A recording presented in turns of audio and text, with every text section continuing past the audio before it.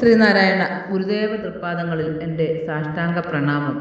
ശ്രീ മങ്ങാട് ബാലേന്ദ്രൻ സാറിൻ്റെ ഗുരുദേവ കഥാസാഗരം ഭാഗം 240 വേലയുമായി കൂലിയുമായി.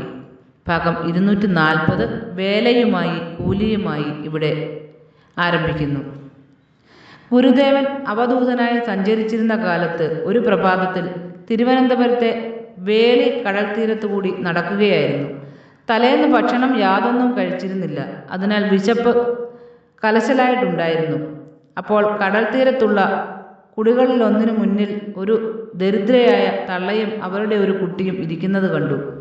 ഗുരുദേവൻ നേരെ ആ കുടിലിൻ്റെ മുറ്റത്തേക്ക് ചെന്നത് ആരെന്ന് മനസ്സിലായില്ലെങ്കിലും അവർ ഉടനെ എഴുന്നേറ്റ് ഗുരുവിനെ തൊഴുതു.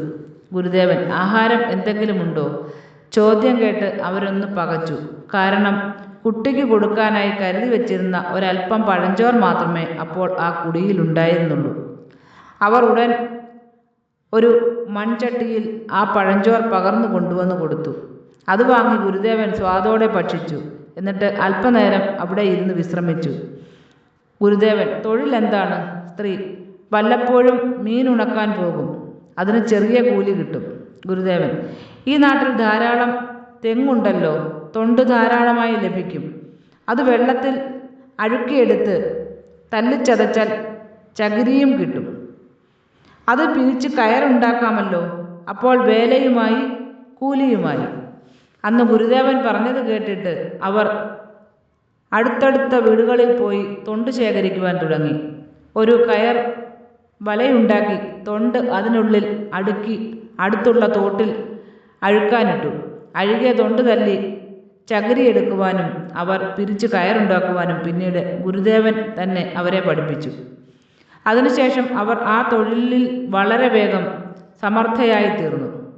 ആയിടെ ഗുരുദേവൻ കുറച്ച് പണം പിരിച്ചെടുത്ത് അവർക്ക് കൊടുത്തു. അതുകൊണ്ട് അവർ ചെറിയൊരു കയർപിരി യൂണിറ്റ് ആരംഭിച്ചു. അത് പതുക്കെ പതുക്കെ നല്ല നിലയിൽ വളർന്നു വന്നു. ഒരു ദിവസം അവരുടെ കുടിലിൽ സൂക്ഷിച്ചിരുന്ന വലിയ 2-3 കെട്ട് ചകിരി മോഷണം പോയി. അതിൽ അവർക്ക് എന്തെന്നില്ലാത്ത വിഷമമുണ്ടായി. മോഷണ വിവരം അവർ ഗുരുദേവനോട് പറഞ്ഞു. വളരെ സങ്കടപ്പെട്ടു. അപ്പോൾ ഗുരുദേവൻ ഇങ്ങനെ അരുളി ചെയ്തതായി അവർക്കൊരു തോന്നലുണ്ടായി. കളവു മുതൽ ഉള്ള മുതലിനെ കൂടി ഇല്ലാതാക്കുമല്ലോ. ഏതാനും ദിവസം കഴിഞ്ഞപ്പോൾ അവരുടെ അടുത്തുള്ള ഒരു വീട്ടിൽ തീപിടുത്തമുണ്ടായി. അത് കണ്ട് ആളുകളെല്ലാം ഓടിക്കൂടി തീ കെടുത്താനുള്ള പരിശ്രമമായി. ആ വിവരമറിഞ്ഞ് കളവ് പോയ ചകിരിക്കെട്ടിൻ്റെ ഉടമയായ സ്ത്രീയും അവിടേക്ക് ഓടിയെത്തി. അവരെ കണ്ടതോടെ അഗ്നിക്കിരയായ വീടിൻ്റെ ഉടമ സമനില തെറ്റിയതുപോലെ എന്തൊക്കെയോ പുലമ്പുകയും നിലത്ത് വീണുരുളുകയും ചെയ്തു. എന്നിട്ട് അവർ നെഞ്ചത്തടിച്ച് ഇങ്ങനെ വിളിച്ചു പറഞ്ഞു, ഞാൻ നാണുസ്വാമിയുടെ ചകിരി കട്ടിട്ടില്ലേ? നാരായണ ഗുരുവേ, എൻ്റെ സത്യപ്രകാശമേ നീ, പാരിൽ പ്രകാശമേകാൻ പിറന്നൊരു വാടമലരല്ലേ നീ. നാരായണ ഗുരുവേ, എൻ്റെ സത്യപ്രകാശമേ നീ, പാരിൽ പ്രകാശമേകാൻ പിറന്നൊരു വാടമലരല്ലേ നീ. ശ്രീ മങ്ങാട് ബാലേന്ദ്രൻ സാറിൻ്റെ ഗുരുദേവ കഥാസാഗരം ഭാഗം 240 വേലയുമായി കൂലിയുമായി ഇവിടെ അവസാനിച്ചിരിക്കുന്നു.